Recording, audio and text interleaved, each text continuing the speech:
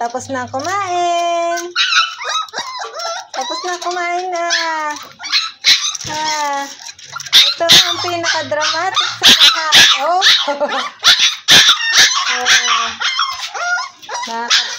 Ano sila?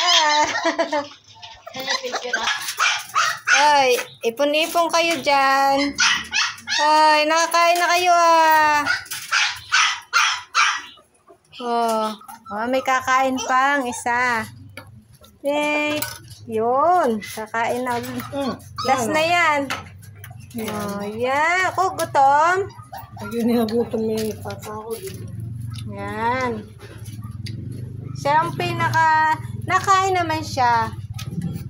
Medyo hindi lang tulad ng kanyang mga kapatid na talagang sabsab agad. So, ikaw, hindi ka blue eyes. Ikaw, ayan, blue eyes to. Ikaw, hindi rin. Ikaw, ito ang blue eyes. Ito talaga ang blue eyes, itong si Madrama. Oh, yan. Blue eyes talaga mata niya. Oh, ganda. Ang ganda ng mata.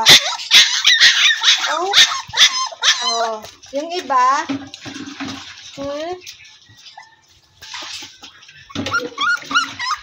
ito ang mata ng isa ay parang blue eyes at ang isa ay parang green eyes.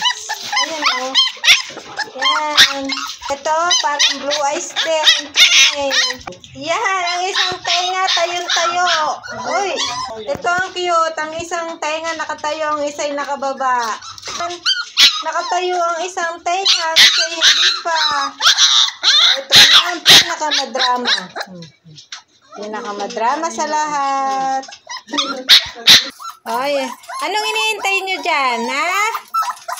Ay, anong iniintay ng mga baby dog? Yan, nauuna yung isa. Yan, umuuna nga isa. Ay, lilisin mo na. Ito, nakatayo ng isa. Ang isa hindi pa yung tainga. Ito parehas ng tayong-tayuan tainga. Saka yan. Ay, yan, mga tayo ng tainga na mga ito.